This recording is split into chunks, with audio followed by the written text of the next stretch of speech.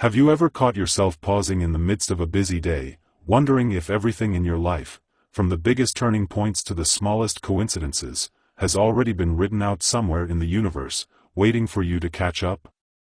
The notion that our reality might be pre-written, scripted, or otherwise decided before we even make a single choice can be as unsettling as it is fascinating. It sparks countless questions. Are we simply acting out a role in some cosmic drama?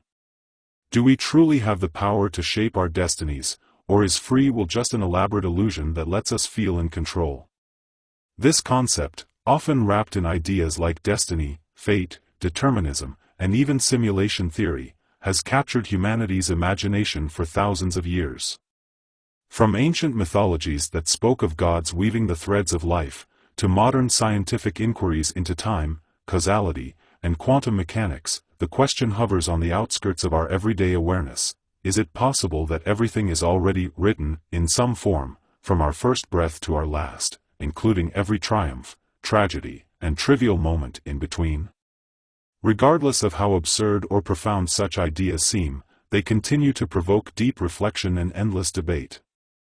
Some of us embrace the idea of fate, seeing it as a comforting structure that gives meaning to chaotic events. Others bristle at the notion, passionately insisting that free will is fundamental to what makes us human. Meanwhile, some scientific theories hint at the possibility that time itself might be more flexible or illusory than our common sense suggests, nudging us toward the idea that the future might be as fixed as the past. In this first part of our exploration, we're going to look at how the idea of a pre-written reality has found its way into cultural myths, philosophical treatises, and scientific theories. But rather than organizing this in neat little sections, let's wander freely through the labyrinth of ideas that have fascinated thinkers across time. As you read, notice how your mind responds. Do you reject certain ideas as impossible? Do you find others strangely compelling? That very reaction might be a clue, perhaps even part of the script we're all following. Then again, it might be a sign of your own free agency, your capacity to question, doubt, and choose. Let's embark on this journey together and see where it leads. Ancient civilizations were among the first to grapple with the sense that life might be following a predetermined script. Early communities often developed mythological stories to explain why good or bad fortune befell people seemingly at random. Consider the idea that powerful gods or supernatural forces had already assigned each person's path before birth. In the Mesopotamian myths, these were written on tablets of destiny, and in Greek legends, three mysterious sisters spun and cut the thread of each life. Although the names and details changed from one culture to another, the underlying suspicion remained. Perhaps there's a cosmic blueprint we can't fully comprehend, but which dictates our every move. Moving ahead in history, thinkers like the Stoics in ancient Greece and Rome believed that the world was governed by a rational order or logos, a guiding principle that pervaded the universe. For them, accepting one's fate with courage and virtue was the wisest course. Resistance to destiny only brought misery. Yet even among the Stoics, there were debates about whether fate allowed for any degree of free will. Could you choose how you reacted emotionally to unchangeable events? Or was that response just as fixed as everything else? Leaping centuries forward, we find the medieval era steeped in theological discussions about God's foreknowledge and human free will.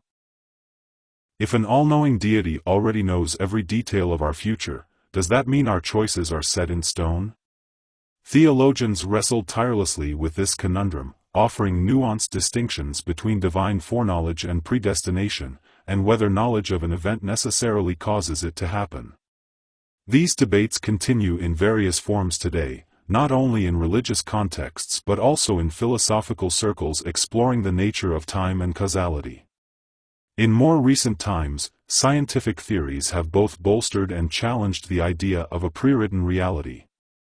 Classical Newtonian physics, with its strict laws of motion, once implied a deterministic universe. If you could somehow know the position and velocity of every particle, you could predict the entire future, theoretically. This viewpoint led to the concept of a clockwork universe, where everything unfolds like gears in a machine, leaving little room for freedom of choice. Yet quantum mechanics later introduced an element of inherent randomness at the subatomic level, muddying the waters of pure determinism. Some interpret this randomness as a potential opening for free will, while others argue that randomness isn't the same as conscious choice. Then there's the question of time itself. Relativity suggests that time isn't a universal constant but rather something flexible, depending on one's frame of reference. If past, present, and future all coexist in a space-time continuum, could it mean that our future is as fixed as our past, but simply out of sight? The so-called block universe theory proposes exactly that. We inhabit a four-dimensional reality where time is just another dimension, and everything that has happened or will happen already exists. The idea can feel deeply unsettling, though it has an odd way of making sense. If time is just one dimension among many, what we call the future might just be a part of the whole landscape we haven't visited yet. All these perspectives, mythological, theological, philosophical, and scientific, share a recurring question: are we truly the authors of our lives, or are we more like characters reading lines from a script written long before we stepped on stage? The unsettling possibility is that every thought, choice, and action is part of a tapestry woven before we were even aware of it. Some people find comfort in this idea, feeling that it relieves them of existential anxiety. If everything is meant to be, then we only need to play our part. Others find it horrifying or suffocating, longing to believe that their choices truly matter. As you delve into these reflections, notice your own emotional response. Do you recoil at the idea that you might not be fully in control? Or do you feel an odd relief, as though you can surrender some responsibility to the cosmos? You might oscillate between these reactions, which is perfectly natural. The truth is, whether we're living in a pre-written reality or forging our paths moment by moment, it's not an easy riddle to solve. Even raising the question can shake our sense of identity and freedom to its core. But let's go a step deeper. Often, when we talk about pre-written reality, we automatically assume some external force is doing the writing. Perhaps it's a deity, or an advanced civilization running a simulation, or a set of immutable physical laws. In each scenario, our sense of autonomy is overshadowed by a higher power that planned our every move. Yet another perspective is that we ourselves are simultaneously the writers and the actors, but we've forgotten the script. Certain spiritual traditions suggest that consciousness, in its pure form, exists outside of time and space, and that from this vantage point, our entire life story, and beyond, is known. But once we step into the flow of time, we wear a veil of forgetfulness to experience life as if it were unfolding spontaneously. This viewpoint reframes the question.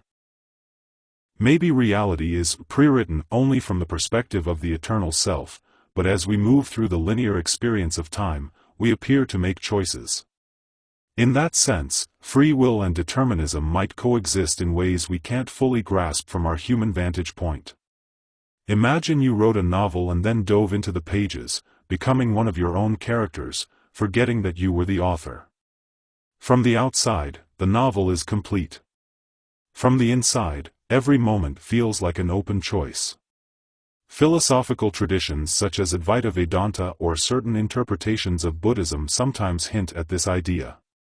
They speak of a grand, singular consciousness that projects itself into countless forms, each of which experiences a life story with a beginning, middle, and end.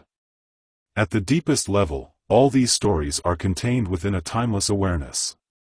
Yet at the character level, the feeling of living through an unfolding story remains vivid and real. If this resonates, you might sense that both determinism and free will are illusions from one perspective, while from another perspective, they're the lived reality of each moment. Of course, not everyone finds such perspectives convincing or comforting. Empirical-minded skeptics might argue that it's all metaphysical speculation, lacking tangible proof. They might insist that the question of a pre-written reality can only be addressed through testable hypotheses, mathematical models, or rigorous logic. Even then, the riddle persists: if the laws of physics are deterministic at a macro scale, do we really have freedom? If quantum phenomena introduce uncertainty, does that automatically give rise to free will, or is it just randomness? Interestingly, even if the universe is deterministic at a physical level, some philosophers maintain that we can still have what they call compatibilist free will. In other words, as long as our choices align with our internal desires and intentions, we can be said to act freely, even if those desires are themselves determined by prior causes. This notion might feel like a concession that we don't have ultimate freedom, but perhaps enough freedom to define how we live. Yet for those who demand absolute autonomy, completely uncaused choices, compatibilism might seem like an intellectual sleight of hand, ignoring the deeper problem. It might help to look at how modern neuroscience weighs in, though it doesn't exactly settle the question either. Experiments measuring brain activity show that decisions can often be detected in the brain before a person becomes consciously aware of making them. Does that mean the decision was already written, and our experience of choosing is just an after-the-fact rationalization? Or do these findings merely scratch the surface of a far more intricate process, where subconscious reasoning eventually emerges into conscious awareness? Then there's the mind-bending idea of retrocausality. Some interpretations of quantum mechanics suggest that particles can be influenced by future events, even though that defies our ordinary understanding of cause and effect. If future states can influence present outcomes, does that imply the future is fixed to some degree, already existing in some sense? And if so, how much of our lived experience is just us catching up to what's already been established in the quantum realm? At this point, you may feel your head spinning with paradoxes. That's understandable. Human language and linear logic struggle to capture realities where time might not behave as we expect, or where consciousness could exist beyond the bounds of ordinary causal chains. Yet these riddles are precisely what make the question of a pre-written reality so enthralling. It's like standing at the edge of a cosmic ocean, realizing that the water stretches out farther than our eyes, and perhaps our minds, can perceive. One way to navigate this mental labyrinth is to explore everyday experiences that hint, however faintly, at the possibility of a predetermined path. You might recall a time when a coincidence felt so uncanny that it seemed orchestrated. Perhaps you had a dream about someone you hadn't thought of in years, only to bump into them the next day. Or you had a gut feeling about a choice that led you precisely where you needed to go, as though you were receiving cues from a cosmic script. Such incidents are often dismissed as chance or confirmation bias, but for some, they serve as poignant reminders that life might be less random than it appears. Another angle is to consider the stories we tell about our lives in hindsight.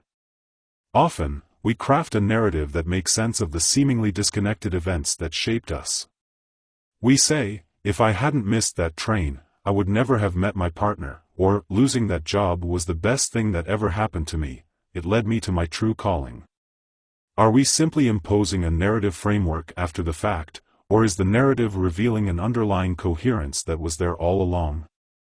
Psychologists note how our memory and storytelling instincts can impose patterns on randomness, yet we can't deny that our stories sometimes fall into place too neatly to ignore.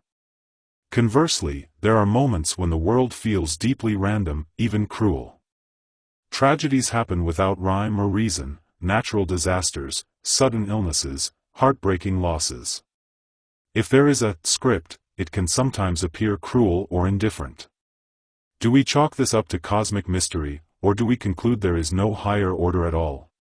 The question of evil and suffering has long been a stumbling block for those who believe in destiny or divine orchestration. If it's all part of a grand design, why the pain? If it's not pre-written, why does it sometimes seem so purposeful? Reconciling these viewpoints has been a central challenge in theology and philosophy. Now, let's think about simulation theory, a modern twist on the concept of a pre-written reality. In this scenario, we picture advanced programmers, perhaps future humans or intelligent beings, running an ultra-sophisticated simulation. Every aspect of our reality, down to the smallest particle, follows lines of code or computational rules. If you imagine that all possible simulations might be running somewhere, given infinite computational resources, our individual experiences could be part of just one grand program. Within that framework, do we have any real choices, or are we just following a script in the code? Interestingly, some people find simulation theory more palatable than the idea of a deity or spiritual force writing our destinies. It might seem more scientific if we assume technological progress could reach the point where simulations become indistinguishable from base reality. Yet it raises nearly identical questions about free will, suffering, purpose, and whether we can break out of the script. In the end, whether we call it God's plan, the cosmic mind, or the simulation code, the puzzle remains: are we forging our path, or reading lines from a script? Consider, too, that the notion of pre-written might be metaphorical. Maybe reality isn't literally typed out on a cosmic page, but certain frameworks, like the fundamental laws of physics, constrain what can happen so severely that the future is inescapably determined by the past. If time truly flows only in one direction, and each moment arises from the moment before it in a lawful way, then from the moment the universe began, everything else was set. In that sense, the writing was done at the Big Bang, encoded in the initial conditions of the universe. Yet, there is always that persistent sense of volition we experience from moment to moment. We pick what to eat for breakfast. We choose which route to take to work. We decide whom to befriend or what job to pursue. These things feel like choices, not inevitabilities. Could that feeling simply be an illusion? Some philosophers argue that while we may be entirely determined, the experience of choosing is a built-in feature of our consciousness, an emergent property that arises from complexity. That doesn't necessarily negate the possibility that the outcome of those choices could have been predicted by a sufficiently knowledgeable observer. The sheer complexity of life can mask determinism effectively. Because we can't see or calculate every factor influencing our decisions, we're left with the impression that we can freely choose. The unpredictability from our limited perspective doesn't necessarily translate to fundamental uncertainty in the grand scheme. This is why many people, when confronted with the idea of a deterministic universe, initially feel it contradicts their daily experiences. It might just be that we can't process all the variables, giving us the illusion of freedom. Still, illusions can have power. Even if free will were proven false tomorrow, it might not change how we live and feel. We would still have to deliberate, set goals, and make decisions, because that's how our minds operate. The process of choosing is woven into our neurological makeup. We can't simply stop choosing even if we suspect that choice is predetermined. That alone makes the question both perplexing and, for many, somewhat irrelevant in practical terms. But for those of us intrigued by deeper truths, it remains an irresistible puzzle. And if our reality truly is pre-written, who, or what, did the writing? Are we living in a novel authored by a transcendent power? Is it a grand improvisation among countless cosmic forces? Is the concept of an author too simplistic for the kinds of complexities we're talking about? Even positing that the script exists might be oversimplifying reality, which may not conform to our linear, narrative-driven modes of thought. Reality could be an interconnected web of potentialities, constantly actualizing and deactualizing in a manner beyond our grasp. What keeps many people engaged in this question is the interplay between existential dread and wonder. On the one hand, if everything is preordained, it can feel like a prison, robbing us of agency. On the other, it can also feel like a grand tapestry, with each thread precisely placed, inviting a sense of awe at the intricate design.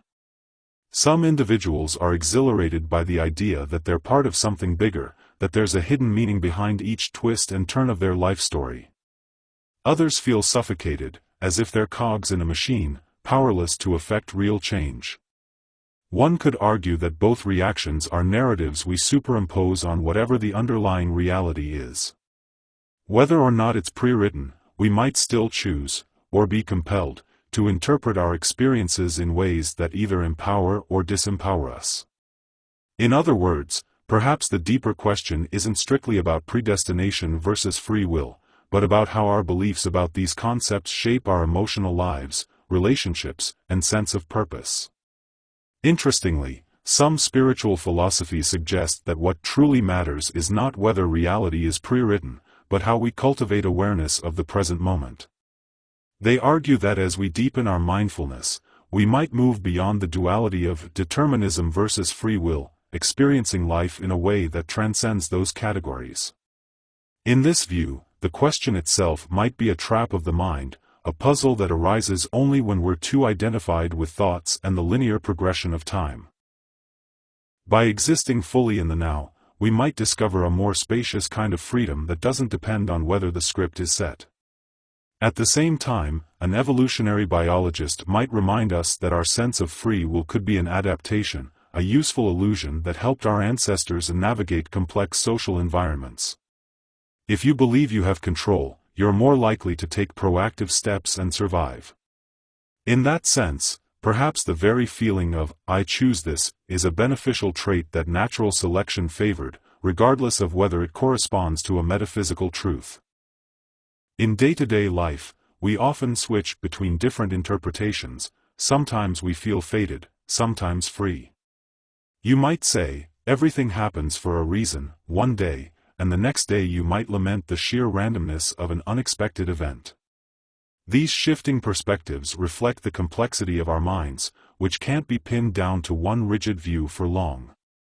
We're storytelling creatures, weaving narratives that oscillate between determinism and spontaneity, fate and freedom, cosmic order and random chance. Ironically, the more we try to pin down the absolute truth of a pre-written reality, the more slippery it becomes. Each new discovery in physics or philosophy seems to open up more nuances. Instead of black and white answers, we find layers of possibility. And that's exactly what keeps the conversation alive. Much like a good novel, the story of, "Are we living in a pre-written reality?" compels us to keep turning the pages, searching for clues, reevaluating our assumptions, and updating our beliefs. While some people might feel this subject is purely theoretical, it has real-world implications. Consider moral responsibility. If everything is predetermined, do we still hold people accountable for their actions? Most societies would say yes, both for practical reasons, to maintain order and discourage harmful behavior, and because we psychologically feel that individuals are responsible for what they do. But if we one day had concrete proof that our choices weren't truly free, would we rethink our entire justice system, our approach to punishment, and how we treat bad actors? That's not just a philosophical exercise, it could reshape society. Alternatively, think about personal growth. A common piece of advice is to take control of your destiny. But if you believe your life is scripted, you might either conclude that self-improvement is pointless or that fulfilling your potential is part of the script. Even those who believe in fate often find meaning in self-development, reasoning that perhaps fate includes the challenge of actualizing your inherent capabilities. The tension between personal effort and inevitable outcomes can fuel creativity, motivation, and reflection. Artists, for instance, often explore this tension.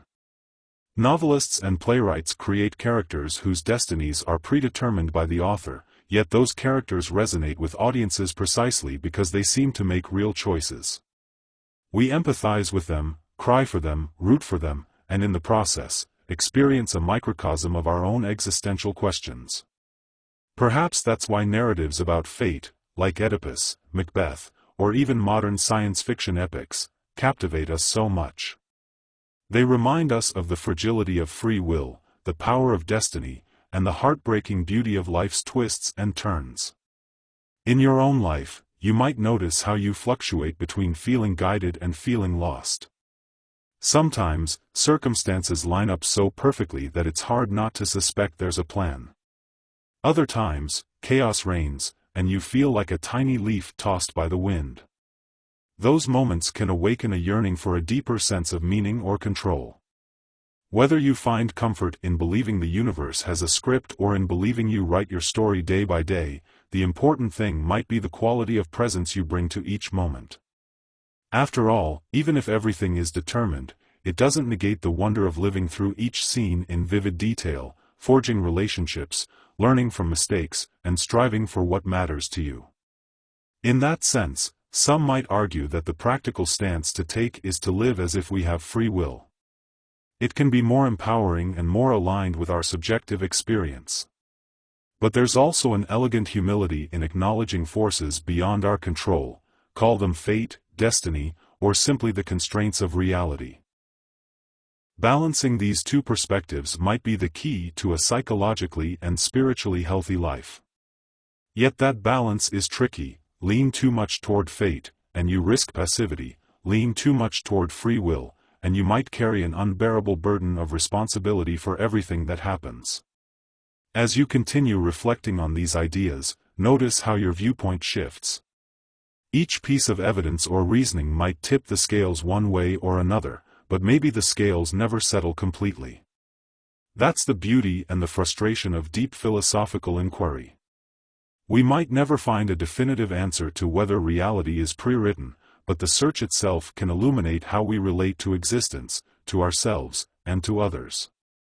Consider even mundane rituals like setting goals for the new year or planning a career path. We do so because, on some level, we believe our actions can influence outcomes. If we truly felt everything was set in stone, we might cease to plan or strive. Or, conversely, we might keep making plans, telling ourselves that if it's fated, then it'll happen anyway, and our planning is part of that script. The line between fatalism and proactive living can be surprisingly blurred. Moreover, consider how different cultures approach this question. Some traditions emphasize destiny and karma, suggesting that your present life circumstances result from past actions, in this life or previous ones, effectively scripting your future unless you engage in practices to transcend these karmic cycles. Others focus on personal freedom, autonomy, and the power of individual choice, perhaps reflecting the spirit of individualism prevalent in certain modern societies. Each cultural lens frames destiny and choice in unique ways, shaping how people perceive their life paths. Now, think about how technology might reshape our understanding of fate and free will. With algorithms predicting our preferences, our buying habits, our relationship potential, and even our likelihood of committing a crime, it can sometimes feel like we're stepping into a world where our actions are anticipated by predictive models. When an online platform suggests the next show you'll binge, or a product you didn't even know you wanted yet, it's as though it already knows your future choices. Is that evidence of a deterministic framework, or just sophisticated pattern recognition? And does living in such a predictive environment change our sense of agency, making it more or less real? In the next stretches of thought, we might delve deeper into the psychological and existential ramifications of believing or disbelieving in a pre-written reality. Yet for now, let's linger on the incredible scope of this question.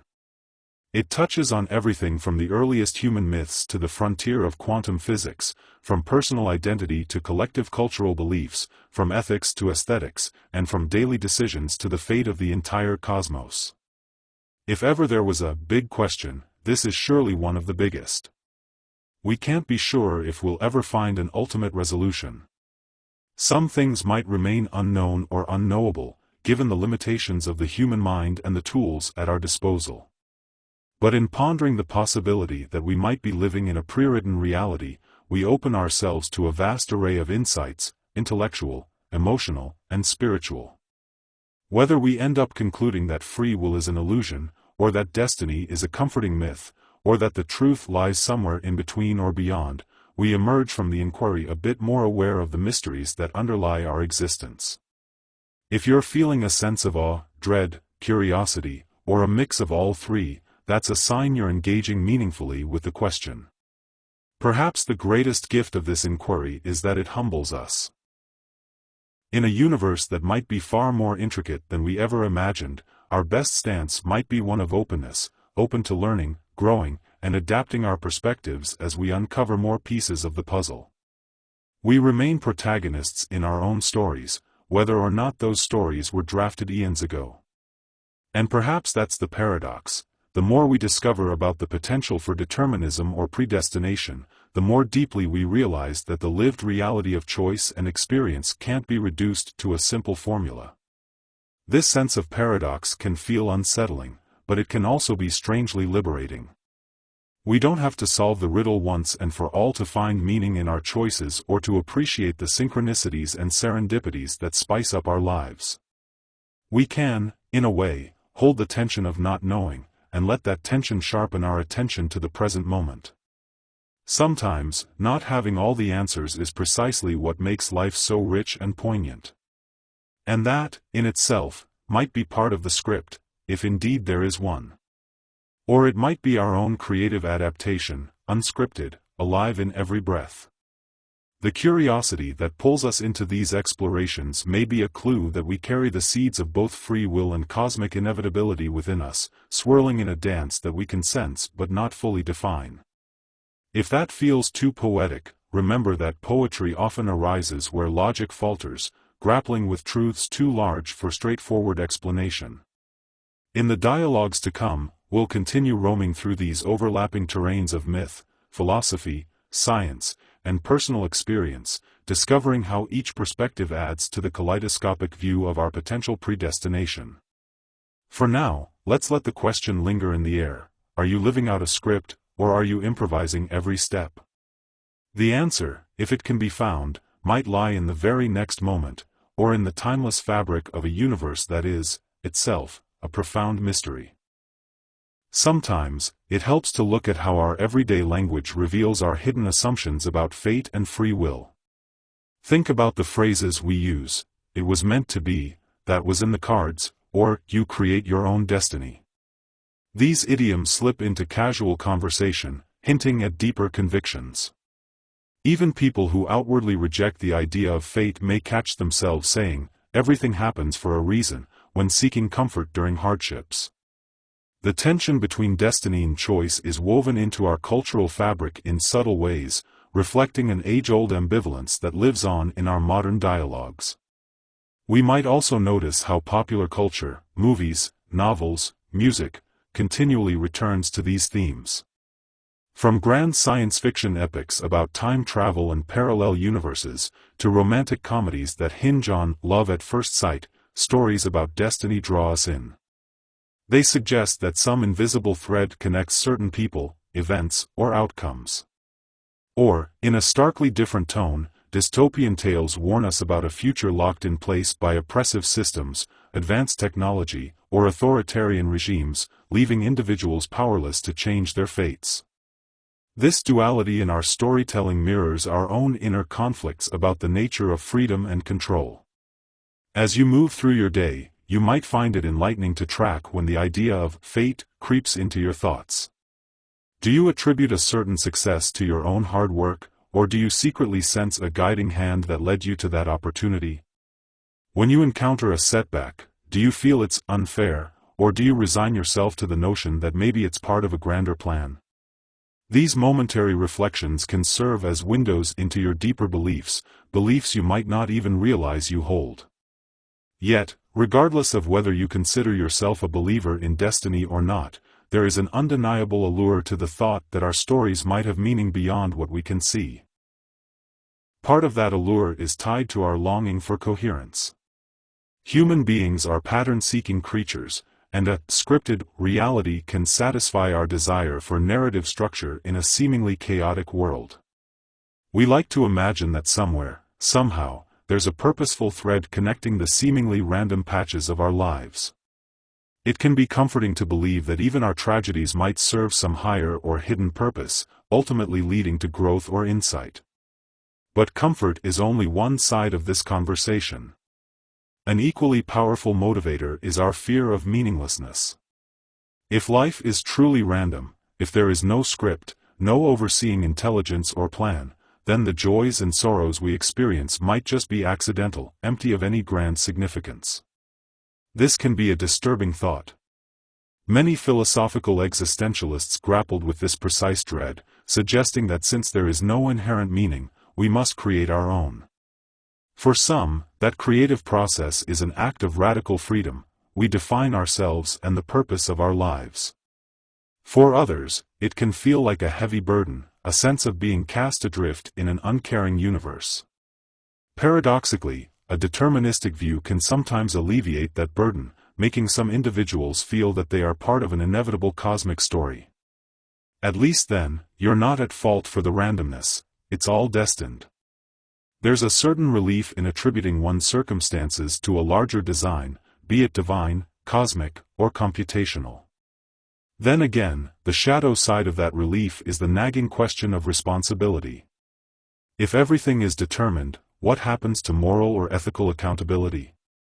Does it vanish, or does it remain valid because we still have to uphold social contracts and personal values, even if they, too, might be determined? These moral and ethical dimensions are far from trivial. Consider the deep implications for societal rules and laws. Our entire legal system rests on the premise that individuals can choose their actions and are accountable when they break certain rules. If we collectively accepted a pure deterministic model, it might undermine the rationale for punishment and reward, though we could still argue that deterrence and rehabilitation make sense even in a deterministic framework, because punishing or rehabilitating someone is part of the causal chain that shapes future behaviors. But this conversation can get thorny fast, because it forces us to ask whether terms like justice or fairness have any real meaning in a universe where everything unfolds necessarily. One might be tempted to say that since we don't have definitive proof of strict determinism, we can carry on as though free will exists. But the growing capabilities of predictive analytics and artificial intelligence can give us pause. More and more, we see how algorithms can anticipate our preferences, behaviors, and decisions before we even articulate them ourselves. Does that hint at a deeper determinism, or does it simply show how patterns can be recognized by powerful computation? And if an AI system can predict with high accuracy what you'll do next, where does that leave the experience of spontaneity? But let's not limit ourselves to technology. Another instructive lens is psychology. We've learned that subconscious drives, shaped by our genetic makeup and our upbringing, can play a massive role in our decisions, often more than our conscious reasoning. So the question arises, if my choice is heavily influenced by factors I didn't choose, my genes, my childhood environment, the cultural norms in which I was raised, in what sense can I claim that I'm freely authoring my life? Even if we maintain that we have a self that deliberates among options, that self is built from ingredients handed to us by nature and nurture. Perhaps that self can break free from some conditioning, but is that moment of breaking free itself determined by prior causes? It's easy to get lost in these rabbit holes. Yet, there's an odd beauty to them, too. When we sit with the possibility that everything is intimately connected through cause and effect, each moment leading inexorably to the next, we may sense a profound unity in the cosmos. Everything that happens, including our own thoughts, is part of an unbroken chain stretching back to the dawn of time. In that sense, our lives are inseparable from the grand cosmic unfolding. This can instill a sense of awe or reverence, whether one labels that chain God, the universe, or simply physical law. Still, the sense of awe doesn't solve the everyday experience of deciding among alternatives. We wake up, choose what to wear, decide how to commute, what to eat, whether to greet our neighbor warmly or brush past them in a hurry. Each small decision feels, from the inside, like a genuine choice. So what if that feeling is an emergent phenomenon, like the glow of a fire, an effect arising from countless microinteractions of matter and energy? Emergence in complex systems shows that new properties, like consciousness, can arise from simpler underlying processes. In that framework, free will might be an emergent property, real at its own level of description, even if we can break it down into deterministic or random processes at a lower level. Compare it to how temperature is a macroscopic property. On the microscopic level, temperature is just the average kinetic energy of particles. Yet we experience heat as something tangible and real.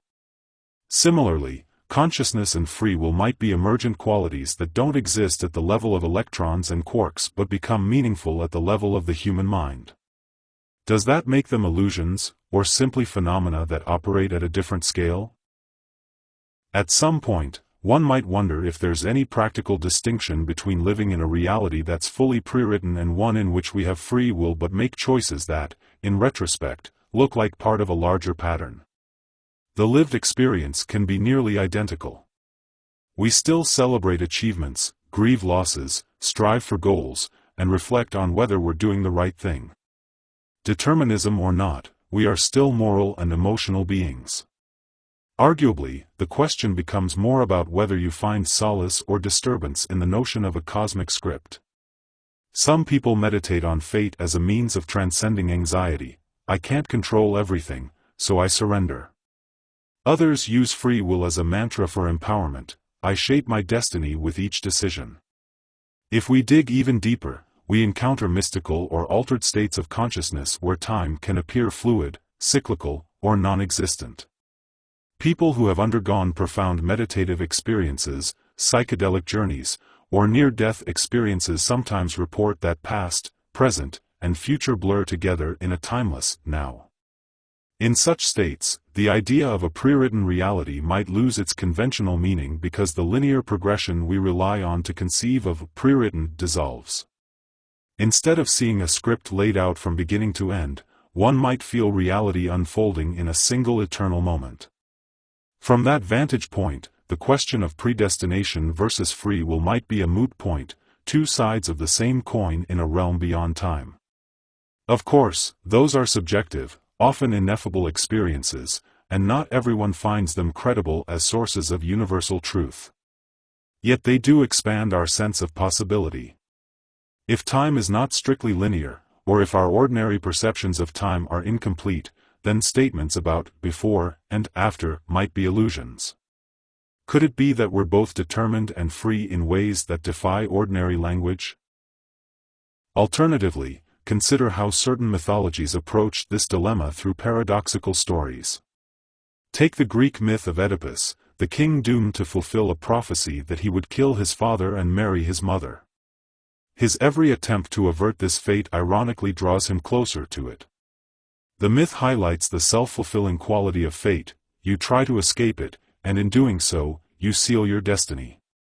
It also raises the question of knowledge. Knowing the future can be a curse rather than a blessing. We might crave the certainty of knowing our path, but that very knowledge might strip us of the ability to act freely, or it might manipulate us into performing actions that fulfill the prophecy. Think also of the many spiritual traditions that emphasize karma. In many Eastern philosophies, your present circumstances arise from the seeds of past actions, in this life or a previous one. This might sound like a total lockstep determinism, but many teachings also insist that you can change your karmic trajectory through conscious effort, compassion, or spiritual practice. So it's not so much that everything is rigidly predetermined, but rather that patterns from the past strongly shape the present, and each present action sows seeds for the future. Free will doesn't vanish, it's just heavily influenced by accumulated momentum. The line between fate and freedom becomes hazy, but not necessarily hopeless. From a modern psychological perspective, the concept of learned helplessness also ties in here. When people feel they have no control over outcomes, even if they technically do, they can enter a state of apathy or depression, ceasing to try. This phenomenon suggests that our belief about whether we can influence events matters immensely for our well-being and our willingness to engage with life. Even if, in some ultimate sense, events are determined, a belief in one's agency often leads to better mental health and more proactive behavior. That alone might be an argument for fostering a sense of free will, whether it's ultimately true or not. Conversely, some individuals find great peace in the notion of surrendering to a predetermined script. In certain spiritual or religious paths, trusting in divine providence or cosmic intelligence can relieve anxiety. If it's all in higher hands, then we can focus on acceptance, gratitude, or devotion, rather than agonizing over infinite choices. This approach can foster resilience in the face of suffering, as believers interpret hardships as part of a meaningful plan. Of course, that can become destructive if it turns into fatalism. there's no point in doing anything, because what will happen will happen. But at its best, it can blend a sense of trust with a commitment to moral action, guided by faith rather than personal control. It's noteworthy that some of the greatest minds in history, philosophers like Spinoza, scientists like Einstein, and writers like Tolstoy, lean toward deterministic or fatalistic views. Einstein famously remarked that, in his view, the distinction between past, present, and future was only a stubbornly persistent illusion. Tolstoy explored how historical events seemed driven by vast social forces rather than the choices of individuals. Spinoza believed that everything followed from the necessity of God's nature, leaving no room for absolute free will. Yet these thinkers also lived rich, passionate lives, indicating that a deterministic worldview need not lead to despair. For them, recognizing the lawful structure of reality was a path to understanding and even enlightenment. On the other side, existentialists like Sartre championed radical freedom, insisting that humans are condemned to be free. His argument was that even not choosing is a choice, and we can't escape the burden of that freedom. Sartre's existentialism can feel liberating. There's always a possibility to redefine ourselves. But also terrifying, as there's no external script to rely on. Our essence is not preordained, we create it by our actions. This viewpoint resonates with many who feel that life's meaning comes from our personal decisions, shaped by nothing but the raw fact of our existence in an indifferent world. You might notice that these viewpoints, strict determinism, existential free will, compatibilism, mystical non-duality, can all be persuasive in their own ways. Each highlights a facet of human experience. Does that scenario eliminate the idea of a single pre-written script and replace it with an infinite library of scripts, each as real as the other? Then the question shifts, are we fated to follow one branch, or do we somehow choose which branch we occupy? Alternatively, if one day we uncover a unifying theory of everything that ties together quantum mechanics and general relativity in a neat deterministic package, might that confirm a clockwork cosmos? Or might we discover irreducible randomness at the heart of reality, leaving the door open for something akin to free choice? Even then, some philosophers argue that randomness isn't free will, so we'd still be missing that magical ingredient that gives rise to genuine autonomy. Beyond physics, neuroscience continues to map the brain in finer detail. As we learn more about how neuronal activity translates into thoughts and decisions, we may find increasingly strong correlations between brain states and behavioral outcomes. This could intensify the deterministic argument, showing that all choices are the result of prior brain conditions. Or perhaps new discoveries about consciousness, maybe the identification of quantum effects in neural processes, will complicate that deterministic picture. The future of scientific inquiry may well reshape this debate, though it might not settle it definitively. One thing is certain, whether the script is written or not, we don't experience life as passive observers. We act, we dream, we plan, we reflect, we innovate. The human spirit seems intrinsically geared toward creativity and self-expression.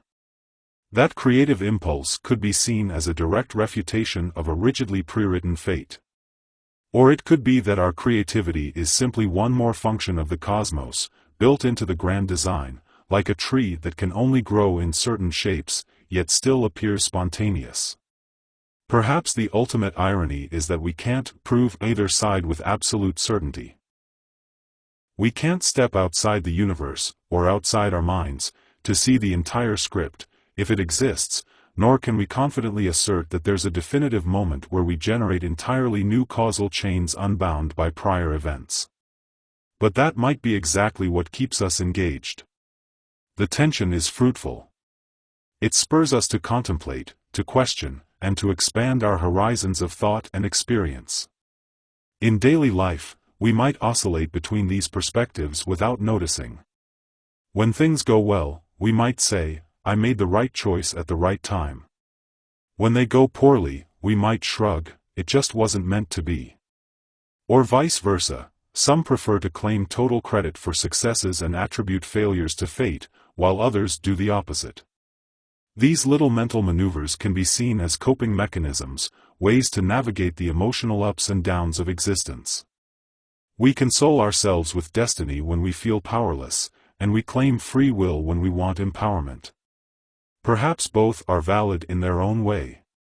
Imagine pausing right now, really pausing, to notice the sensations in your body, the flow of your breathing, the quiet, or noise, around you, and the presence of these words on your screen. Are you reading this because you chose to, or because you were fated to do so from the moment the universe began? Does it matter which is true, in terms of how you experience this moment? If you find the content meaningful, that meaning arises in your consciousness. Whether it was predestined or self-directed, the experience is real. The colors, the thoughts, the feelings, they exist here and now. That might be the hidden gift within this entire exploration. Whether or not the script is already written, each moment of life is still your immediate reality. You alone inhabit your perspective, and you alone sense what it feels like to be you. Even if the cosmic script includes the detail that you'll have an epiphany at a certain time, the epiphany is still yours to live. And if you're the one authoring your destiny, then each twist and turn still unfolds in real time, surprising and challenging you. Either way, the intensity of being alive doesn't diminish. In some traditions, the puzzle is resolved by suggesting that everything is in a state of constant creation. Reality isn't so much pre-written as it is being written right now, continuously. From this view, it's not that there's a completed script, there's an ongoing improvisational process, an eternal genesis. This resonates with process philosophy, which sees reality as fundamentally dynamic and evolving. If that's the case, then the sense of pre-written fate might just be how we perceive the patterns that accumulate over time, while the deeper truth is an ever-flowing creativity that never stops. On the other hand, there are those who believe in a timeless realm, a block universe, or spiritual eternity, where everything exists simultaneously. From that vantage point, creation might be complete, though we experience it in slices. In such a realm, past, present, and future are illusions of our limited perspective. We move through the script, but the script is already there in its entirety. Which view is correct? Possibly both, in ways our dualistic minds can't quite integrate. By now, you might notice that your thoughts or feelings about this topic have evolved since we started. You might feel more comfortable with the idea of determinism, or perhaps you've remembered why you've always been staunchly in favor of free will. Or you might see that each perspective has its own beauty and limitations, leaving you less certain but more open-minded. Whatever your reaction, that reaction itself is part of the tapestry of your life. It might be influenced by your upbringing, your innate personality, and the intellectual context you inhabit. Or maybe, in some mysterious way, you've genuinely chosen your stance. Either way, it's your stance, something that belongs uniquely to you. As we continue, we'll keep digging into different angles, weaving in new insights that might tilt your perspective or reinforce it. And through this journey, ask yourself, does the possibility of a pre-written reality make you feel a sense of solace, dread, intrigue, or maybe a combination of all three? Perhaps you felt an internal calling that you couldn't ignore. You might say, "It's my true passion, so I had no choice," which is an interesting statement. It implies that you were compelled by something deep inside, a kind of personal destiny. Yet you might also say, "I decided to follow my passion," implying an active choice. Both statements capture different facets of the same phenomenon. That's part of the allure of this topic. We find these paradoxes in the most mundane corners of life. Our language and introspection keep flipping between the sense of being directed and the sense of directing ourselves. If we peer more closely, we realize that making a decision can feel simultaneously like discovering what we really want and choosing that want out of a range of possibilities. It's as though part of us is the observer, and another part is the author, and they're both intimately involved in every decision. If this gives you a headache, don't worry, that's normal. You're essentially probing the architecture of consciousness and causality, which are not simple. They might be the most complex topics we can tackle. But with each wave of confusion, there can also come a wave of insight or acceptance. You might find yourself less fixated on whether reality is pre-written, and more fascinated by how it unfolds in your direct experience. In that shift, you might experience a sense of wonder, even if the fundamental questions remain unresolved. Consider how we teach children about responsibility and consequences. We say, "Your choices matter," and we reward or punish them based on those choices. It seems crucial for social development that we instill the idea of free will, that you can decide to be kind or cruel, helpful or harmful, and that these decisions have real impacts.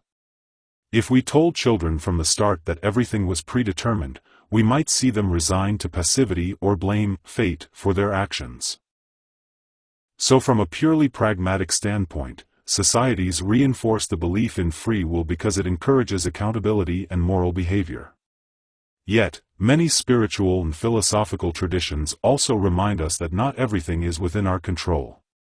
We can't choose the family we're born into, the talents we inherit, or many of the circumstances that shape our lives. We navigate a world of unpredictability, illnesses, accidents, natural disasters, global economic shifts, and countless interpersonal dynamics. In that sense, acknowledging the role of fate or external forces can foster humility and empathy. If we recognize that people's lives are heavily influenced by factors beyond their control, we might become more compassionate, less judgmental. So we find ourselves balancing these two truths. On one hand, our choices matter and shape our lives. On the other, we're subject to conditions not of our making, including the possibility that everything might ultimately be determined. That balance is delicate but vital. It helps us navigate reality's uncertainties with a measure of both responsibility and acceptance.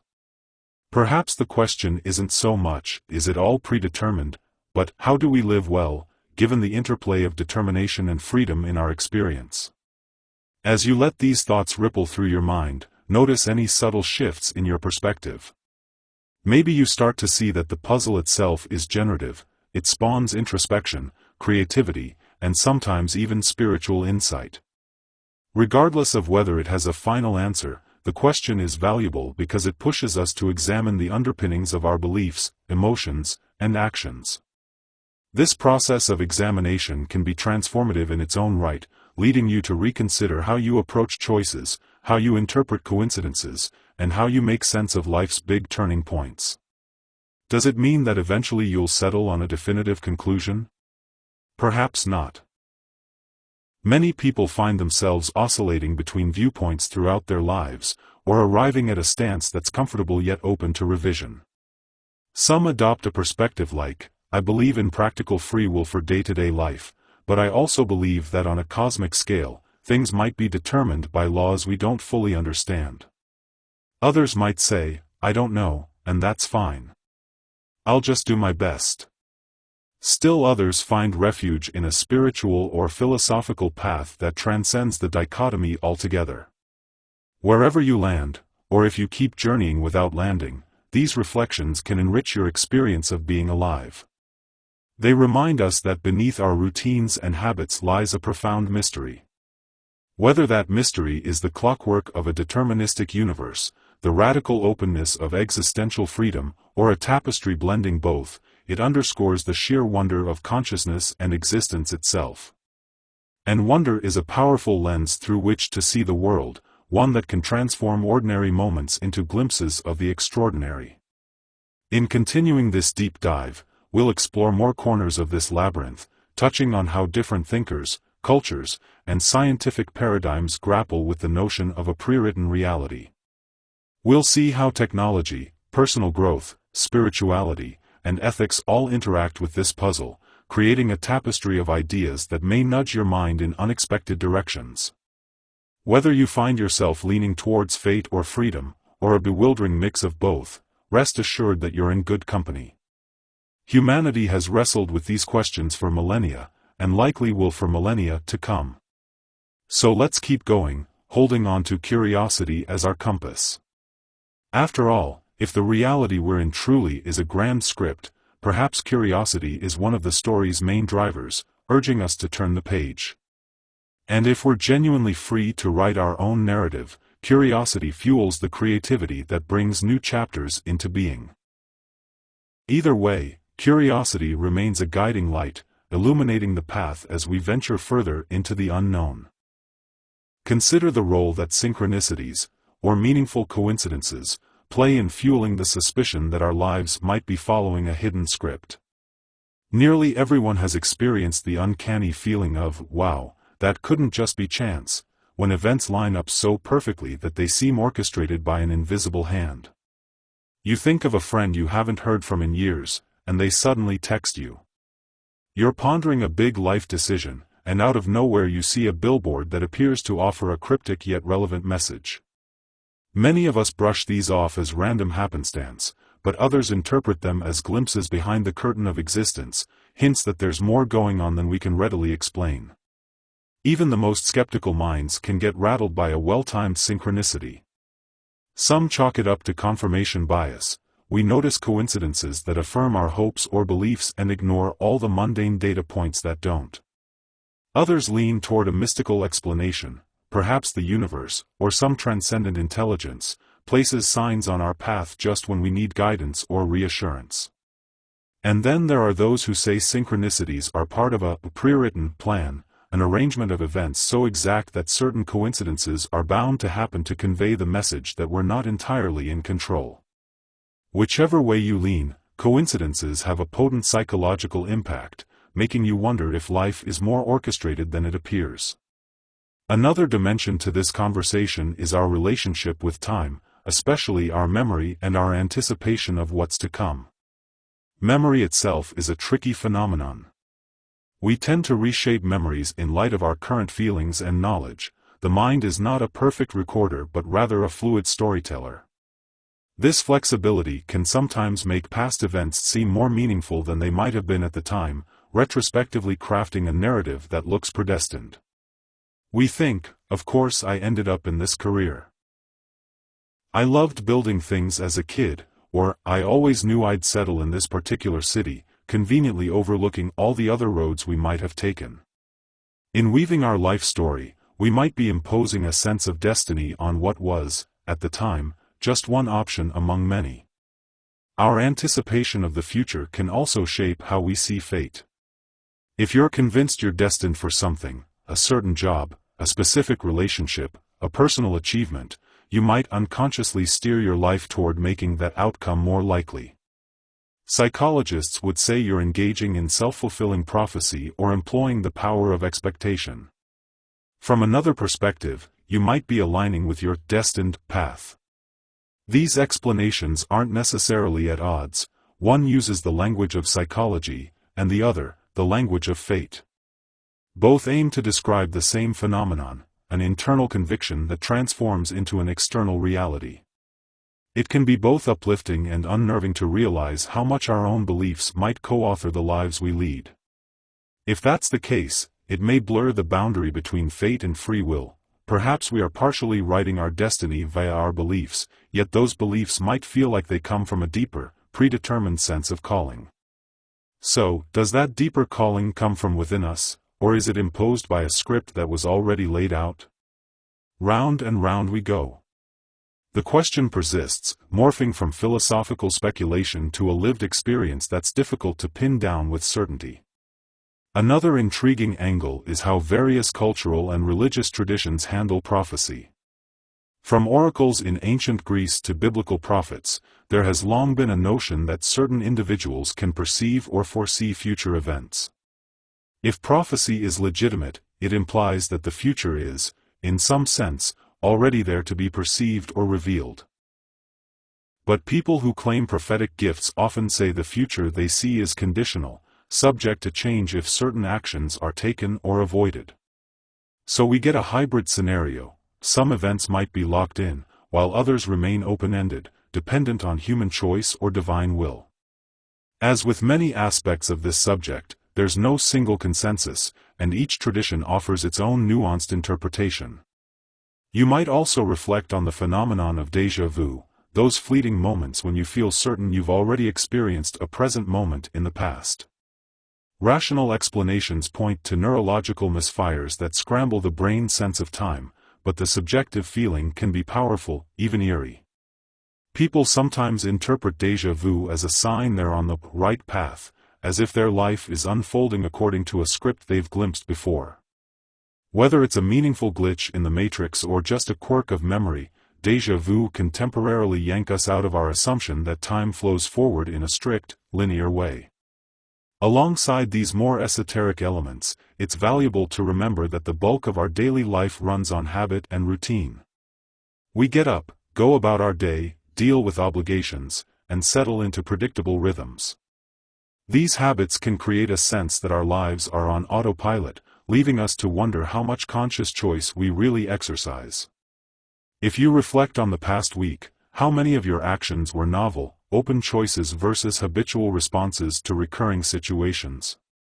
Habit itself might feel deterministic, almost like we're following a script in which we rarely deviate from stage directions. Yet any day, we might wake up and break a pattern, proving to ourselves that we can rewrite parts of our script if we choose. Or was that choice also determined by some underlying cause, perhaps an accumulation of dissatisfaction that made the change inevitable? From a broader standpoint, the question of a pre-written reality touches on humanity's relationship with the cosmos as a whole. Cosmologists ponder whether the universe follows a strict causal chain from the Big Bang onward, with every galaxy's formation and every star's life cycle unfolding by necessity. Alternatively, they propose that multiple universes might exist simultaneously, each with its own variations, meaning every conceivable version of our lives might be playing out somewhere in the multiverse. If that's true, is our specific timeline fixed, or do we shift between possibilities? Some theories suggest that every time we make a decision, we branch off into another universe where that decision's consequences play out. If so, predestination becomes a trickier concept. Maybe all outcomes occur, but we only experience one thread of the tapestry. At times, this discussion can grow so vast and abstract that it threatens to overwhelm our day-to-day concerns. And yet, the tension between fate and freedom is deeply personal. It's not just an academic puzzle, it's the question that surfaces when we face major life decisions, disappointments, or triumphs. When something unexpectedly wonderful happens, like meeting a soulmate or stumbling into a dream job, we often say, "It was just meant to be." When tragedy strikes, we might either rage against destiny or find solace in thinking it's part of a grander plan, trusting that everything happens for a reason. We have a psychological need to frame events in a narrative that gives them coherence. Whether that coherence stems from actual cosmic design or from our narrative-driven minds remains an open question. In grappling with this, some people adopt a flexible stance. They might say certain major events are fated, while the smaller details are up to us. Or that we all have a purpose we're meant to fulfill, but how we fulfill it is left to our discretion. These middle ground positions aim to balance the comfort of believing in a bigger picture with the empowering notion that we can influence how that picture unfolds. Yet even these hybrid positions can be criticized for dodging the core question: is anything truly up to us, or is it all set before we even take our first breath? Take a moment to think of an important crossroads in your past. Perhaps it was choosing a university, a career path, a partner, or a major move to a new city. Did that choice feel completely open, or do you now sense it was somehow inevitable? If you'd asked a younger version of yourself, you might have said, "I could have gone in 10 different directions," but the you who made that specific choice might claim, "I did it because it felt right." And the you who looks back now might say, "That was my destiny all along." Each viewpoint belongs to the same person yet reflects a different sense of time and freedom.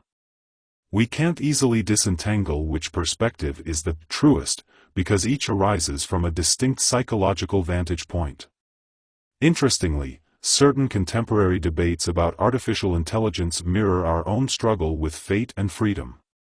We wonder if an advanced AI, programmed with machine learning algorithms, truly chooses its actions or merely executes a deterministic set of code.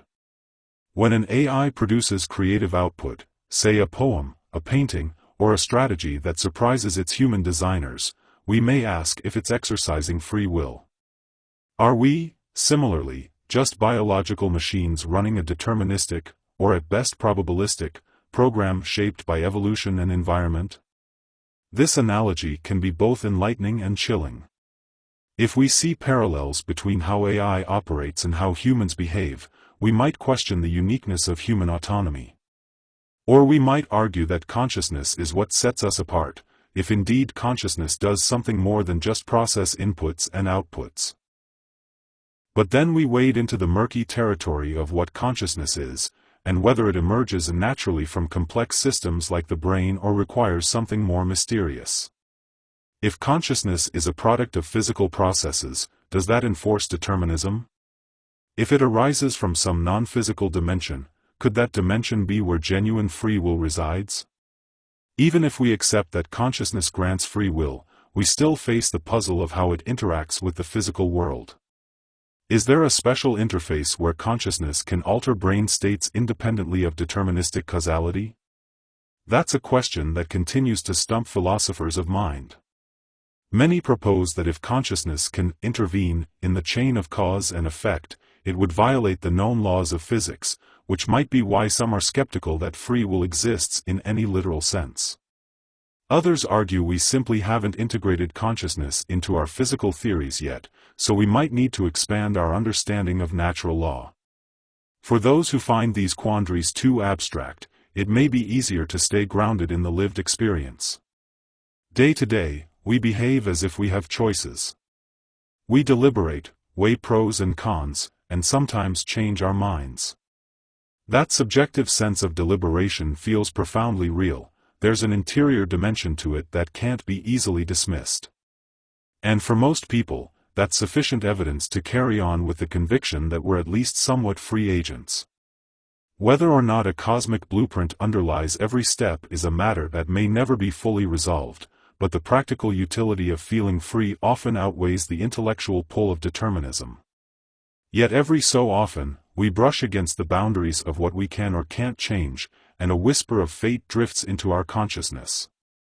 Maybe it comes in the form of an unavoidable illness, or an accident, or the sudden closure of an opportunity we thought was guaranteed. In those moments, we confront the possibility that certain events are simply out of our hands, no matter how fiercely we try to control them. Conversely, there are moments when we defy all odds, achieve something seemingly impossible, and come away convinced that the human spirit can rewrite almost any script. The interplay of these polar experiences keeps us oscillating between hope in our own power and acceptance of forces beyond us. One way people reconcile this oscillation is by viewing life as a collaborative dance with the universe. Certain rhythms, beats, and melodies are set, but we have room to improvise our steps. In this metaphor, destiny supplies the music, and we decide how to move to it. It's a poetic compromise that resonates with those who sense both structure and spontaneity in life. Whether that structure is truly pre-written or just appears so in retrospect, the metaphor offers a comforting framework. We're co-creators, neither fully autonomous nor completely controlled. Of course, skeptics might roll their eyes at such poetic language, insisting that we must choose between a hard determinism or a randomness-based model. Yet even in scientific circles, the debate is alive and well, particularly in the interpretation of quantum mechanics and the nature of time. We might cling to the hope that some forthcoming theory or experiment will finally settle the matter, but history suggests that each new discovery unveils new complexities. As our knowledge deepens, so do our questions, and the boundary between the known and unknown shifts rather than collapses. What's also striking is how personal this inquiry can become. Some people feel a surge of fear at the thought that their lives might be scripted, as it undermines the individuality and autonomy they cherish. Others find it deeply reassuring. If the story is already written, they can trust the process and worry less about making the wrong choices. A sense of fatalism might even liberate them from the angst of constant self-doubt.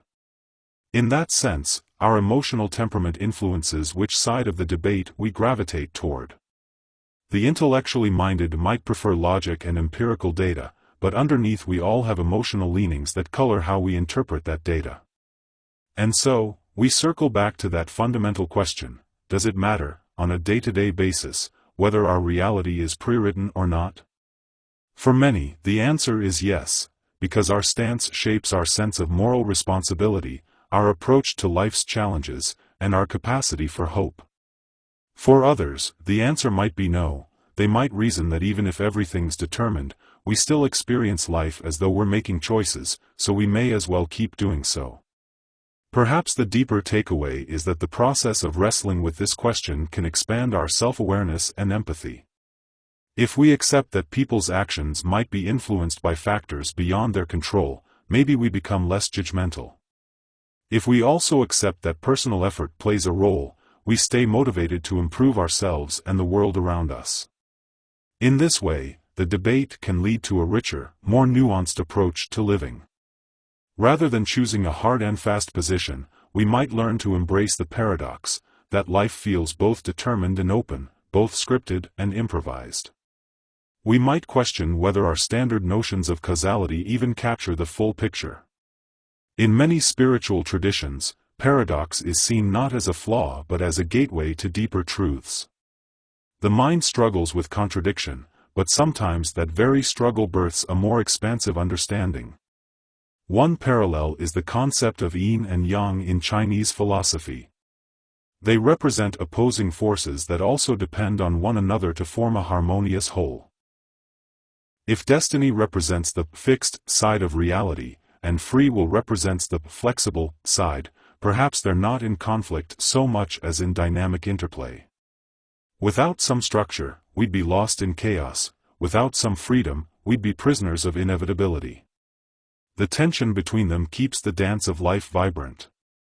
Even if you find such analogies too mystical, there's no denying that we often operate with contradictory assumptions in daily life. We schedule our weeks and plan for the future, convinced we can influence it, yet we also say, whatever will be, when faced with uncertainty. That contradiction might be less a sign of confusion and more a testament to the complexity of our existential condition. We're wired to plan, but we also realize the universe can upend those plans in an instant. In a sense, we're always navigating between these poles. Now, you might ask, how do I apply any of this in a concrete way? One pragmatic approach is simply to cultivate awareness of when you're acting as though you have total control, and when you're acting as though you have none. Notice the emotional impact of each stance.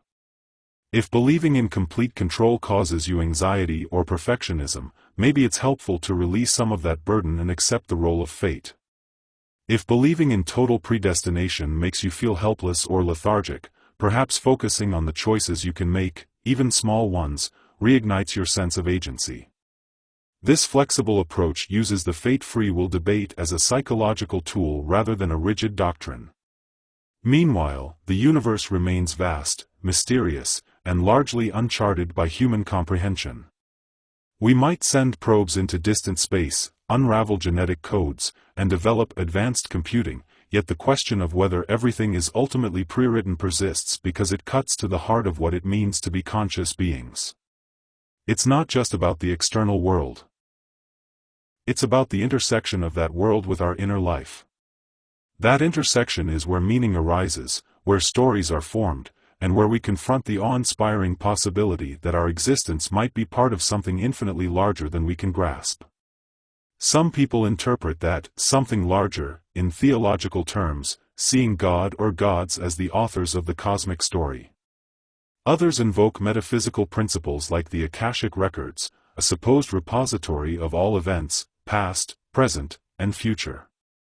Still others rely solely on physical law, positing a grand determinism that flows from the nature of spacetime. Across these varied explanations, the thread remains: we're trying to situate our personal sense of choice in a universe that may or may not allow genuine choice. Whether we do that through prayer, meditation, scientific inquiry, philosophical debate, or everyday rumination, we keep circling back to the same fundamental enigma. That enigma can be frustrating if we crave closure, but it can also be an invitation to humility. We might never know the ultimate truth, and that's okay. Embracing the unknown can open the door to wonder, compassion, and creativity. After all, if part of us believes the future is set, we can still find meaning in playing out our role with sincerity and love. If another part of us believes the future is open, we can celebrate our ability to shape it. Sometimes, the most profound truths are the ones that remain just out of reach, encouraging us to explore new perspectives and deepen our engagement with life. As we continue this exploration, keep an eye on the stories you tell yourself. Every time you say, "I should have done this differently," or "that was always going to happen," you're taking a stance on fate or free will, even if briefly. These small cues add up, reflecting our core assumptions about how reality operates. By becoming aware of them, we gain insight into the subtle ways we script our own narratives, or sense that they're being scripted for us. Over time, this awareness can lead to a more conscious, intentional way of living, where paradoxically, we might feel more at peace with the uncertainty. That sense of peace, however, doesn't mean we stop caring about the world's problems. In fact, many activists and reformers have managed to hold a complex view. They might sense that certain social or historical forces are unstoppable, yet they still commit themselves to being agents of change. They might see themselves as instruments of destiny or carriers of free will, perhaps both. What matters is that they act. Their conviction might arise from a moral vision that insists something better is possible, whether that possibility is predetermined or the fruit of free human creativity. Ultimately, the question of a pre-written reality merges with the question of how we conceive of hope. If everything is fixed and we don't like the path it's on, does that squash hope? Or can we trust that a benevolent design underlies even the darkest times? If everything is open, do we have enough power to direct events toward a brighter horizon? Or does the sheer openness leave us feeling adrift, without guarantees or a guiding compass? However we answer, we return to the human capacity to persist, create, and love despite uncertainty. Maybe that's the real marvel, not whether the script is written, but that we can live so passionately without knowing the final outcome. In the next pages, we'll keep threading these ideas together, weaving more stories, thought experiments, and reflections. As you read on, pay attention to how your inner compass shifts, how your convictions and curiosities evolve. The conversation about fate, free will, and everything in between is as much about self-discovery as it is about cosmic discovery. Each paragraph might reveal a new nuance, a fresh paradox, or a deeper resonance with your own experiences. Whether you feel guided by destiny or charged with free agency, or both, your engagement with this topic is part of the ongoing dance of existence. And if, at times, you feel you've reached the limits of reason, consider letting the mystery stand on its own. Sometimes, the most honest answer is to admit we don't fully know and to allow that not knowing to spark awe rather than despair. After all, wonder is one of the most transformative human emotions. It keeps us awake to possibilities and open to surprises, both pleasant and challenging. Maybe that openness, in itself, is the key to navigating a world that might be both exquisitely scripted and wildly free at the same time. At this point, you might be sensing the sheer breadth of the topic. It stretches from personal introspection to the farthest horizons of cosmology, from ancient mythologies to cutting-edge neuroscience. And yet, one of the most striking things about the question, are we living in a pre-written reality, is that it resonates with people on a deeply personal level. It's not just an intellectual exercise, it touches that core place where we wonder who we really are and how much control we truly have over our existence. In many ways, it's an existential mirror in which we see both our power to choose and our submission to forces beyond us. If you pay attention, you'll see how this question also influences our attitudes about success and failure. Imagine two people who've achieved remarkable things in their lives, fame, fortune, breakthroughs in their field. One might say, I made this happen through my own determination, while the other might say, it was written in the stars, I was guided here. The first approach places responsibility squarely on personal effort. The second frames success as an alignment with destiny. Neither viewpoint is automatically wrong or right, they're simply different lenses. And if you were to dig beneath the surface, you might find that each person's life story and personality nudges them toward one explanation or the other. We pick the narrative that best aligns with our sense of how the world works. Or how we want it to work. This line of thinking also raises questions about regret. If we believe reality is pre-written, perhaps we can let go of regrets more easily, reasoning that all roads led unavoidably to the present moment. On the other hand, if we cherish free will, we might struggle more with regrets, feeling that different choices could have yielded a better outcome. Yet even those who wholeheartedly believe in free will sometimes find solace in phrases like, "it was meant to be," especially when they can't make sense of a painful event. That's the fascinating paradox. We humans often toggle between these viewpoints, using whichever offers comfort or motivation at a given time. Another layer to explore is our innate drive to find patterns. Psychologically, we're wired to detect regularities in our environment, faces in random shapes, repeated digits on a clock, patterns in stock market fluctuations, and so forth. This capacity is crucial for survival, helping us learn what to expect. But it also makes us susceptible to seeing patterns that aren't there or attributing them to some higher design. You might look back on your life and spot a series of oddly connected events. A purely empirical outlook might say, those are coincidences you're piecing together into a retrospective narrative. A believer in destiny might say, you're finally seeing the plan that was there all along. The difference lies in how we interpret those perceived patterns rather than in the patterns themselves. Sometimes, though, our experiences defy simple explanations. Think of near-death experiences or miraculous recoveries, cases where, by all rights, something should have gone terribly wrong, and yet somehow the person survived or healed. Medical professionals might attribute a miraculous recovery to factors science hasn't fully accounted for, or to a stroke of luck. Others see direct evidence of destiny or divine intervention. In the face of what feels like an absolute boundary. Death itself, having that boundary lifted, can give people a profound sense that something bigger is orchestrating events. Whether that something is a personal God, an impersonal cosmic force, or simply the laws of probability playing out in a rare way remains open to interpretation. Interpretation is key. Two people can witness the same event and assign completely different meanings to it. This subjectivity reminds us that the debate about a pre-written reality isn't just about the external world, it's deeply entwined with our inner world, the lens of beliefs, biases, hopes, fears, and desires through which we view everything. In many ways, the conversation about destiny is also a conversation about how we construct meaning. If I find meaning in the belief that my life has a guided purpose, that might affect how I cope with adversity and how I relate to others.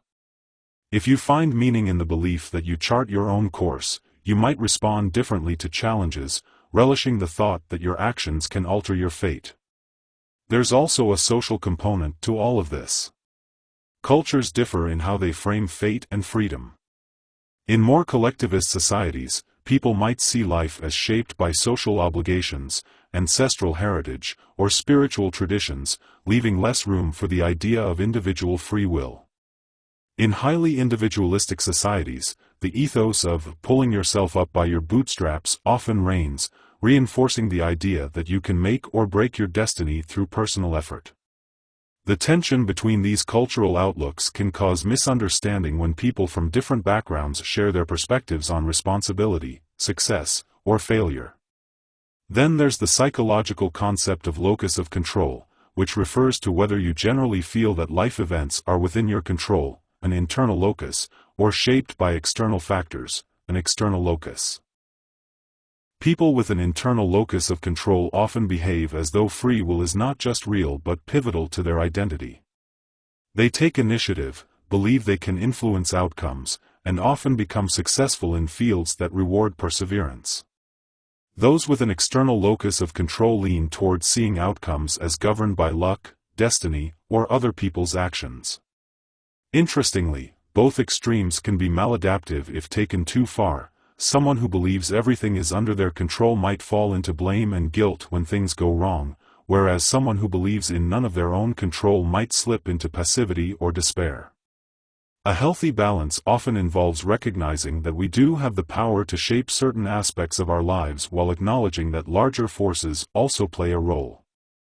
If you've ever wrestled with a decision so profound it felt life-changing, you might recall the agony of wondering whether you were making the right move.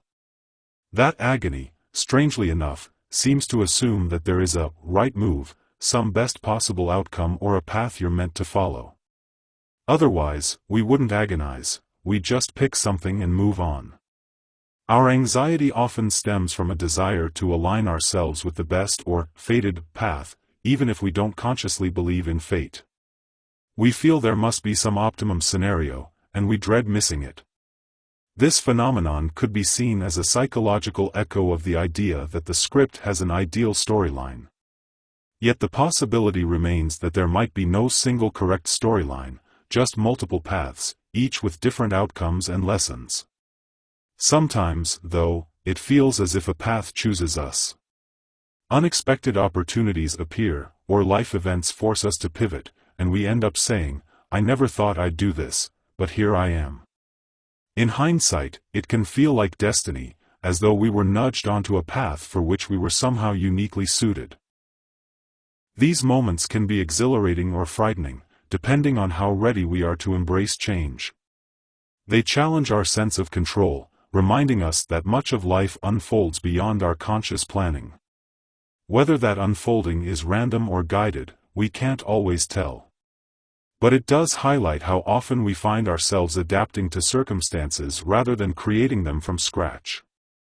In the domain of art and creativity, you'll find people who say they're merely channels for something bigger. Musicians, painters, and writers sometimes describe a sensation of being guided by a muse or a flow state, as though they're tapping into a realm of inspiration that already exists. Others describe the painstaking work of choosing each note or word with conscious intent.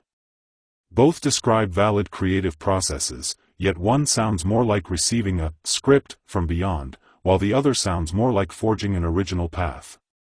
Reality may contain elements of both, and the creative mind might shift seamlessly between them. After all, creativity itself can feel both spontaneous and deliberate, both mysterious and methodical. At times, the question of a pre-written reality intersects with personal identity.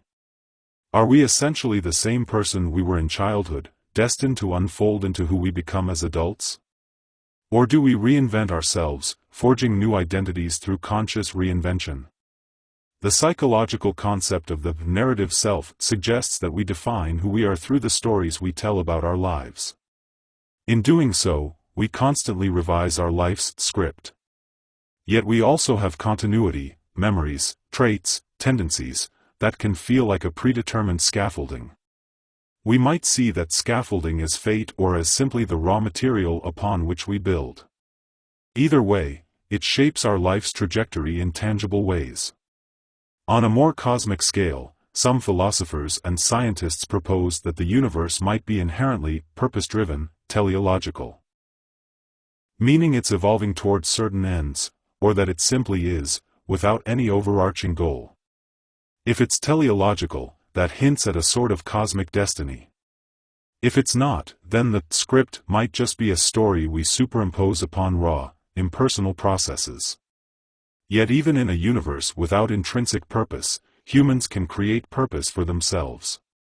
That act of creation might be an expression of our free will or, paradoxically, a manifestation of a universal impulse to self-organize into meaning-making entities. It's easy to see how the lines get blurred. This blurred boundary is particularly evident in spiritual experiences where people feel they've touched a truth beyond language, whether in deep meditation, a religious epiphany, or a mystical union with nature. Such moments can yield the unshakable conviction that life is guided by an unseen hand, that all is well, in a grand design. Others describe feeling the utter absence of design, a void in which they realize that they alone must author meaning. Interestingly, these polar experiences can arise from similar states of consciousness, indicating that personal interpretation plays a huge role in how we label and assimilate what we perceive as transcendent. For a moment, let's zoom back into our everyday routines. As you read these words, consider the chain of events that brought you here, the devices you own, the websites or apps you visit, the fleeting thought that led you to click on this content, your prior interest in big philosophical questions, your educational background, and so on. It's a sprawling web of causality. Did each link in that web unavoidably follow from the previous link, all the way back to your birth, or even to your ancestors? Or did you truly choose certain turning points, forging your own path in a swirl of possibilities? You might never fully resolve this, but recognizing that your present moment is shaped by countless influences can be humbling and awe-inspiring. We see the intricate interplay of happenstance and choice, nature and nurture, personal will and external necessity. Sometimes, we approach the question from a purely logical angle: if the future is already written, how could we possibly behave otherwise? If it's not, how do we reconcile that with the laws of nature that seem to govern everything else so strictly? Yet, logic might not be the final arbiter here. Our direct experience and our intuitive sense of being alive can matter just as much, if not more. We might find that both the deterministic and the free will arguments are compelling in different ways, suggesting there's a paradox at the heart of existence that can't be neatly resolved by linear reason alone. This paradox has practical ramifications. For instance, if you're an educator, do you treat students as if their potential is unlimited, or do you see them as constrained by their innate abilities and backgrounds? Most good teachers would do both, acknowledge constraints while also fostering the belief that effort, creativity, and perseverance can exceed expectations. Similarly, in therapy or counseling, a core objective is often to help people recognize where they do have power to make changes, even if certain aspects of their situation, like a traumatic past or a biological predisposition, might not be alterable. This balanced approach is an echo of the age-old tension between fate and free will. It shapes how we help each other grow and heal. Technology also complicates matters further.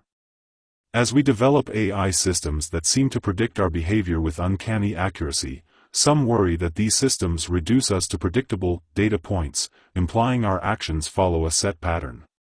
Yet others argue that even if predictions are highly accurate, they don't necessarily prove determinism. They might just highlight statistical patterns that, while strong, don't negate individual surprises. The debate intensifies if we ever reach a point where AI can simulate entire worlds, leading us back to the simulation hypothesis, which posits that maybe all of reality is a programmed construct. If that's the case, then pre-written reality takes on a literal sense. Lines of code set the parameters of what we can and cannot do. But then, who wrote that code? And who or what wrote the code for the code writers?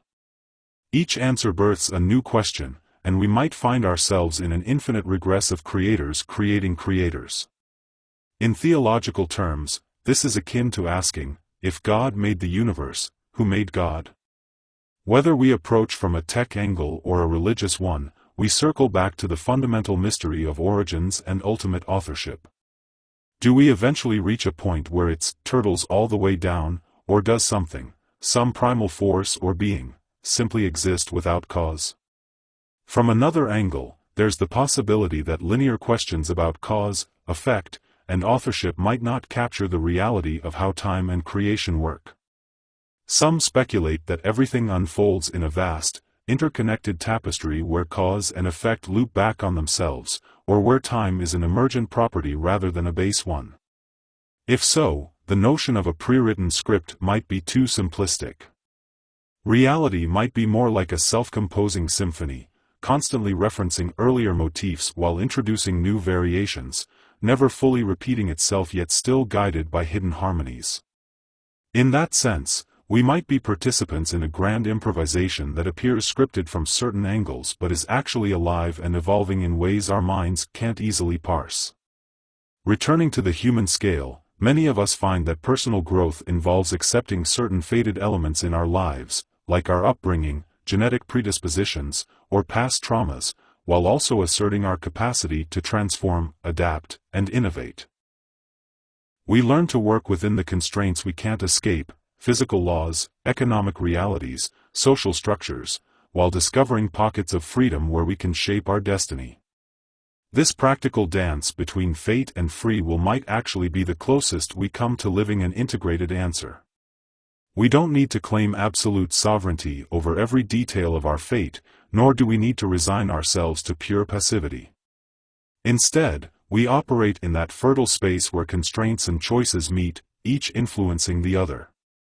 Some spiritual teachers even describe enlightenment or self-realization as the moment when one fully embraces both the emptiness of personal doership, I am not the true author of my actions, and the profound immediacy of conscious presence, yet, I live and respond here and now.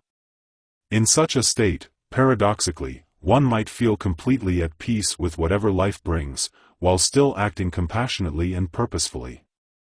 That may sound contradictory. How can you act purposefully if you believe everything is already decided? But from a certain perspective, action flows naturally when there's no internal resistance, no egoic insistence on being the sole decider. Fate and free will dissolve into a single, seamless flow of life expressing itself. Of course, that's a lofty viewpoint, and not everyone ascribes to spiritual ideologies. Yet, the theme persists. We can sometimes sense that free will and fate aren't necessarily locked in mortal combat, they might just be two faces of a deeper truth that our everyday, dualistic thinking fails to grasp. Even in mundane affairs, we glimpse how events that seem random can carry a sense of purpose, or how deliberate choices can feel guided by an unseen hand. The lines blur, leaving us with a sense of wonder, perhaps the most honest reaction to this enigma. Reflecting on your own journey, it might help to identify moments when you felt strongly that your life was scripted or that it was radically open. In those moments, what emotions arose? Did you feel liberated, terrified, peaceful, energized? These emotional reactions can tell you a lot about your personal relationship with destiny and autonomy. You might discover that your views shift depending on context.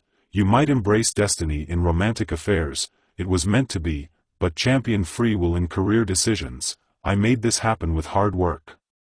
Alternatively, you might do the opposite, chalk romance up to chance but carefully plan every professional step. This variability shows that belief in fate or belief in free will isn't one size fits all, it's a mosaic of attitudes applied differently across life's domains. As we move forward, we'll continue examining this tapestry from various angles, mindful that no single thread can capture its full complexity. We'll keep asking questions, pondering thought experiments, and drawing on examples from culture, science, and personal experience. The aim isn't to arrive at a final, unquestionable conclusion, indeed, many would argue that's impossible, but rather to enrich our understanding and sharpen our awareness of the paradoxes that define the human condition. In doing so, we might discover a deeper appreciation for the mystery of being alive, whether we see ourselves as authors, actors, or both. And perhaps that's the biggest takeaway so far, this question, are we living in a pre-written reality? Ultimately leads us to examine our own inner worlds, our narratives, and our emotional responses to uncertainty. It nudges us to see how we cope with life's unpredictable turns, how we interpret coincidences, how we shoulder responsibility or assign it to larger forces. If we come away with a greater sense of empathy, for ourselves and others, and a humbler perspective on our place in the universe, then maybe we've gleaned something truly valuable from the inquiry. Whether the script is set or improvised, each of us has a role to play in this grand existential drama, and how we choose to play it just might be the most meaningful question of all.